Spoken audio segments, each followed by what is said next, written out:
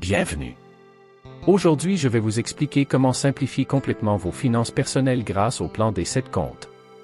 Si vous en avez assez des multiples applications, des virements interminables entre comptes et de la confusion à la fin du mois, ce système va vous apporter clarté, contrôle et sérénité. Le principe est simple, répartir votre revenu en 7 comptes distincts, chacun jouant un rôle précis. Vous pourrez suivre vos dépenses essentielles, épargner intelligemment, préparer des imprévus et investir, le tout sans prise de tête. Dans cette vidéo, je vais détailler chaque compte, vous donner des pourcentages recommandés, des astuces pratiques pour automatiser le système et des conseils pour l'adapter à votre situation. Vous repartirez avec un plan opérationnel que vous pourrez mettre en place dès ce mois-ci. Prenez une feuille, notez les montants de vos revenus et de vos dépenses et suivez ce guide pas à pas pour construire un système durable. Je vais commencer par expliquer le compte des dépenses essentielles, puis nous verrons l'épargne à long terme, le fonds d'urgence, les comptes pour loisirs et objectifs, la gestion des charges annuelles et enfin le compte dédié aux dons et au développement personnel. Chaque partie comprendra des exemples concrets et des conseils pratiques pour automatiser et simplifier votre vie financière. Allons-y. Chapitre 1. Compte des dépenses essentielles.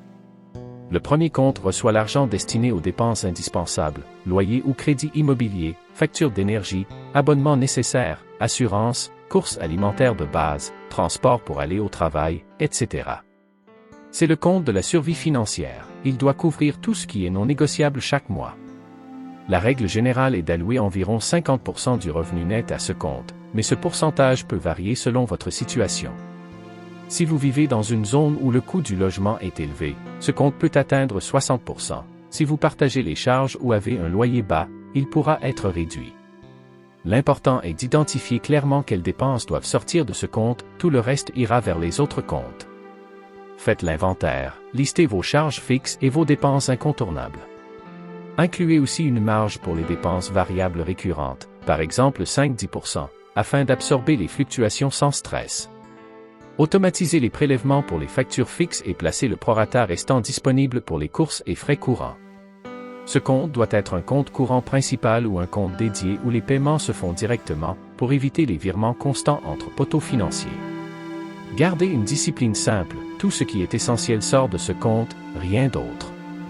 Cela vous évitera de mélanger plaisir et nécessité et facilitera le calcul du montant nécessaire pour votre fonds d'urgence. Chapitre 2. Épargne à long terme, investissement. Le deuxième compte est dédié à l'épargne à long terme et aux investissements, fonds de retraite, placement en bourse, PEA, assurance vie ou tout autre instrument visant la croissance du patrimoine sur plusieurs années. L'objectif ici est de faire travailler l'argent et de préparer l'avenir. Une part conseillée est de 10-15% du revenu net pour ce compte. Si vous avez des objectifs de retraite ambitieux ou un horizon de placement long, privilégiez l'investissement régulier, moyenne des coûts, pour lisser les fluctuations du marché. Pour les débutants, commencez par construire une petite position régulière sur des fonds indiciels à faible frais, puis diversifiez progressivement selon votre tolérance au risque. Pensez au temps comme allié, plus vous commencez tôt, moins vous aurez besoin d'efforts extrêmes plus tard. Pour les comptes d'investissement, utilisez des virements automatiques le jour de paie vers votre compte broker ou votre contrat d'assurance vie. Si vous avez des dispositifs fiscaux avantageux, c'est le moment d'en tirer parti en priorisant ces enveloppes. Sur le plan psychologique, séparez l'argent d'investissement du reste, n'y touchez pas pour des urgences ou des achats impulsifs, sauf si vous avez récupéré votre objectif d'épargne ou que la situation l'exige vraiment. Enfin, faites un point annuel pour rééquilibrer votre portefeuille et ajuster les montants selon l'évolution de vos revenus ou de vos objectifs. Chapitre 3. Épargne liquidité, fonds d'urgence. Le troisième compte sert de fonds d'urgence. Il doit couvrir imprévus comme perte d'emploi, réparation de voiture, frais médicaux imprévus. Idéalement, ce compte contient l'équivalent de 3 à 6 mois de dépenses essentielles, ou plus selon votre situation. Consacrez environ 5 de votre revenu jusqu'à atteindre l'objectif. Ce compte doit être liquide et facilement accessible, compte d'épargne rémunéré, livret, etc., mais séparé du compte courant pour éviter d'y puiser sans réfléchir. La règle pratique, si vous avez un emploi stable et peu de charges additionnelles, 3 mois peuvent suffire. Si vos revenus varient, ou si vous avez des personnes à charge, visez plutôt 6 mois ou plus. Pour constituer ce fonds, automatisez un virement mensuel vers ce compte jusqu'à atteindre le seuil cible. Si vous devez puiser dans ce fonds, traitez-le comme une priorité à reconstituer, programmez des virements plus élevés jusqu'à retrouver le montant initial. Utilisez ce compte d'abord avant de contracter un crédit ou d'utiliser une carte de crédit à taux élevés. Choisissez un produit d'épargne qui offre une liquidité rapide sans pénalité, tout en procurant un peu de rendement. Évitez de confondre ce fonds avec de l'épargne pour projet. Il n'est pas destiné à des plaisirs ou ambitions mais uniquement aux ruptures imprévues. Chapitre 4 Dépenses variables loisirs. Le quatrième compte couvre les dépenses discrétionnaires et variables, sorties, restaurants, abonnements loisirs, shopping, coffrets cadeaux, voyages courts, etc. Il donne de la flexibilité et permet de profiter de la vie sans compromettre l'épargne ou les charges essentielles. Allouez environ 10% du revenu à ce compte, mais ajustez selon vos priorités. L'avantage est psychologique, en ayant un budget dédié au plaisir, vous vous autorisez à dépenser sans culpabilité. Utilisez une carte ou un compte distinct pour ces dépenses afin de bien visualiser ce que vous avez consommé dans le mois. Si le mois est excédentaire sur ce compte, vous pouvez choisir d'épargner le surplus ou de le reporter pour un achat plus important, vacances, gadgets. Pour maintenir l'équilibre, définissez des règles. Par exemple, si vous dépassez ce budget 2 mois de suite, réduisez temporairement d'autres catégories non essentielles ou augmentez légèrement l'épargne d'objectifs. Les souscriptions récurrentes, streaming, applications, doivent être surveillées, regroupez-les dans ce compte pour mieux les contrôler. Enfin, considérez l'usage de cash pour certaines dépenses de loisirs. Limiter une carte à ce compte et retirer un montant fixe en début de mois peut aider à respecter le plafond. Chapitre 5 Épargne pour objectifs à court, moyen terme. Le cinquième compte est destiné aux projets planifiés à moyen terme, vacances, achat d'un véhicule, travaux, formation, mariage, dépôt de garantie pour un logement, etc. Il fonctionne comme un compte, pot où chaque objectif a éventuellement un sous-compte ou une étiquette. Allouez généralement 5-10% du revenu à ce compte. Pour chaque objectif, fixez une échéance et calculez la somme mensuelle nécessaire, automatisez ensuite ce virement.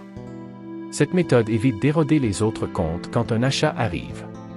Par exemple, pour un voyage dans 12 mois coûtant 2 400 €, il faudra mettre 200 € par mois dans le pot « Voyage ». Si vous avez plusieurs objectifs, priorisez selon l'impact et l'urgence. Répartissez l'allocation mensuelle entre les objectifs selon leur date de réalisation et leur importance. Pour les objectifs à horizon court, moins de 2 ans, privilégiez des placements liquides et sans risque comme un livret rémunéré. Pour des horizons plus longs, vous pouvez envisager des placements légèrement plus dynamiques. Gardez une visibilité claire. Une liste avec montant, échéance et progression mensuelle aide à rester motivé. En cas d'imprévu qui consomme ce pot, ajustez un plan de reconstitution similaire à celui du fonds d'urgence. Chapitre 6 Impôts et charges annuelles. Le sixième compte sert à anticiper les paiements non mensuels, impôts, taxes foncières, assurance auto-annuelle, entretien majeur, etc. Beaucoup de personnes subissent ces charges parce qu'elles n'ont pas mis d'argent de côté spécifiquement pour elles. Allouez environ 5% du revenu à ce compte et calculez les montants à mettre de côté en fonction des échéances annuelles. Pour les travailleurs indépendants ou ceux qui ont des impôts variables, l'importance de ce compte est encore plus grande, il faudra y verser un pourcentage plus élevé proportionnellement à la variance des revenus. Conservez un calendrier des échéances et ajustez les versements lorsque vos obligations changent, hausse d'impôts, nouveaux abonnements annuels. Une bonne pratique est de lier ce compte à un rappel dans votre calendrier personnel. Quand une taxe approche, vous ne serez pas surpris. De plus, conservez des justificatifs et simulations pour estimer précisément les montants à provisionner, surtout pour l'impôt sur le revenu si vous avez des revenus non salariés. Si possible, optez pour un produit d'épargne séparé ou un livret afin de visualiser la progression et de ne pas mélanger ces fonds avec l'épargne d'urgence ou les objectifs. Chapitre 7 Dons, développement personnel, cadeaux. Le septième et dernier compte est dédié aux dons, au développement personnel et aux cadeaux, formations non remboursées, livres, coaching, dons à des associations, cadeaux d'anniversaire, etc. Cet argent nourrit votre croissance personnelle et vos liens sociaux. Une allocation de 5% du revenu est souvent suffisante, mais chacun peut ajuster selon ses valeurs. Considérez ce compte comme un investissement en vous-même et en votre réseau. Pour la formation ou le développement professionnel, voyez les dépenses ici comme des leviers de revenus futurs. Une formation utile peut rapidement augmenter votre capacité de gain. Pour les dons et cadeaux, planifiez à l'avance, répartissez l'année en occasions et allouez des montants pour éviter les dépenses de dernière minute. Si un projet de développement nécessite plus d'investissement temporaire, par exemple une formation coûteuse, augmentez temporairement la part dédiée à ce compte en réduisant provisoirement loisirs ou objectifs. Gardez une trace des retours. Si une dépense formation a un impact concret, promotion, nouvelle mission, réajustez durablement vos allocations à la hausse. Automatisation et conseils pratiques. L'efficacité du plan des 7 comptes dépend fortement de l'automatisation.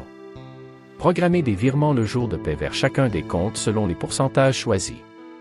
Utilisez des comptes séparés dans la même banque ou plusieurs banques si nécessaire. L'important est la séparation des usages et la visibilité. Quelques règles simples. 1. Priorisez le paiement des dépenses essentielles et de l'épargne automatique dès la paie. 2. Ne touchez au fonds d'urgence que pour des urgences. 3. Recalibrez les pourcentages chaque année ou lors d'un changement majeur, nouveau travail, naissance, déménagement.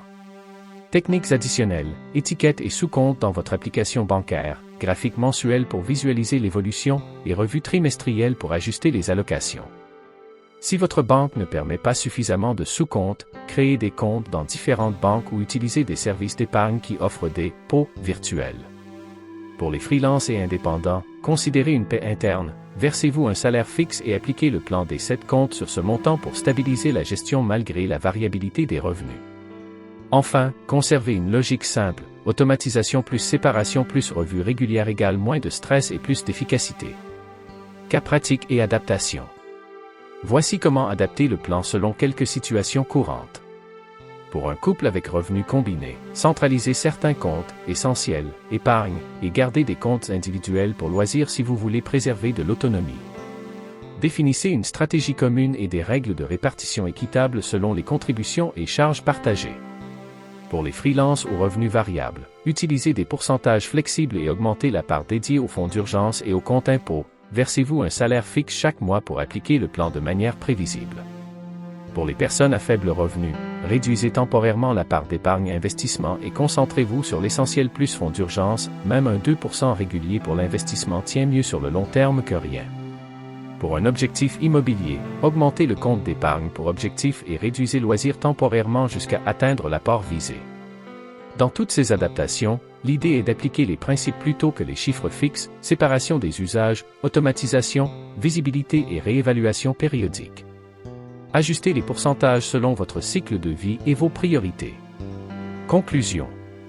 Pour résumer, le plan des 7 comptes répartit votre revenu entre dépenses essentielles, investissements à long terme, fonds d'urgence, loisirs, objectifs à moyen terme, impôts, charges et dons, développement personnel. Il apporte clarté, permet d'anticiper et d'atteindre vos objectifs sans stress. Pour commencer dès aujourd'hui, calculez votre revenu net, listez vos dépenses essentielles, définissez les montants à allouer à chaque compte selon vos priorités, puis programmez les virements automatiques le jour de paie. Mettez en place un suivi simple, une revue trimestrielle pour ajuster les pourcentages et un tableau de suivi pour visualiser la progression des objectifs. En appliquant ces principes, vous transformerez une gestion chaotique en un système fiable qui vous accompagne au quotidien. Merci d'avoir suivi ce guide complet sur le plan des 7 comptes. Abonnez-vous pour d'autres méthodes pratiques afin d'améliorer votre gestion financière et à bientôt pour une nouvelle vidéo.